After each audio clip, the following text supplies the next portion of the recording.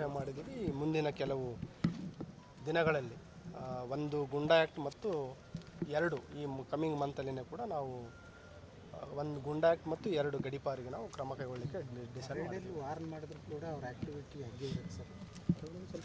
ಈ ಕಳೆದ ಒಂದೂವರೆ ವರ್ಷದಿಂದ ನಾವು ನೋಡಿದರೆ ಸುಮಾರು ಸಿಗ್ನಿಫಿಕೆಂಟ್ ರಿಡಕ್ಷನ್ ಆಗಿದೆ. ಯಾವುದು ಈ ಆರ್ಗನೈಸ್ಡ್ ರೌಡಿ ಆ್ಯಕ್ಟಿವಿಟಿ ಇರ್ಬೋದು ಮತ್ತು ಸಾರ್ವಜನಿಕರು ಹೆದರಿಸುವಂಥದ್ದಾಗ್ಬೋದು, ಅಂಥದ್ದು ಯಾವುದೂ ನಮಗೆ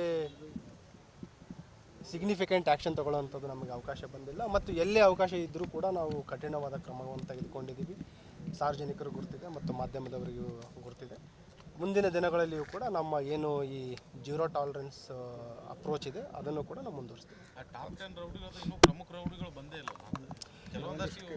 ಕೆಲವು ರೌಡೀಸ್ಗಳದ್ದು ಏನಿದ್ದಾರೆ, ಈ ಏನು ರೌಡಿ ಪರೇಡ್ ಇದೆ ಇದು ಇನ್ವಿಟೇಷನ್ ಮುಖಾಂತರ ನಾವು ಮಾಡ್ತಾ ಇಲ್ಲ. We want to do it like a surprise. ಯಾವತ್ತು ಬೇಕಾದ್ರೂ ನಾವು ಕರಿಬೋದು. ಮತ್ತು ಏನು ಟಾಪ್ 10 ರೌಡೀಸ್ ಇದ್ದಾರೆ, ಸುಮಾರು ಜನರಿಗೆ ಈಗಾಗಲೇ ನಾವು ಗಡಿಪಾರು ಮಾಡಿದ್ದೀವಿ. ಕೆಲವರು ಗುಂಡಾಕ್ಟ್ಗಳಲ್ಲಿ ಕೂಡ ನಾವು ಅರೆಸ್ಟ್ ಮಾಡಿದ್ದಿದೆ. ಕೆಲವರು ಔಟ್ ಆಫ್ ಹೆಡ್ ಕ್ವಾರ್ಟರ್ಸ್ ಇದ್ದಾರೆ, ಅವರಿಗೂ ಕೂಡ ಮುಂದಿನ ದಿನಗಳಲ್ಲಿ ಕರೆಸ್ತಾ ಇದ್ದೀವಿ. ಕೆಲವರು ನಾವು ಏನು ಕರೆಸಿದ್ದೀವಿ ಅದನ್ನೇ ಹೇಳ್ತಾ ಇದ್ದೀನಿ. ಯಾರು ಇವತ್ತು ಬಂದಿಲ್ಲ ಅವರಿಗೂ ಕೂಡ ಕರೆಸ್ತೀವಿ.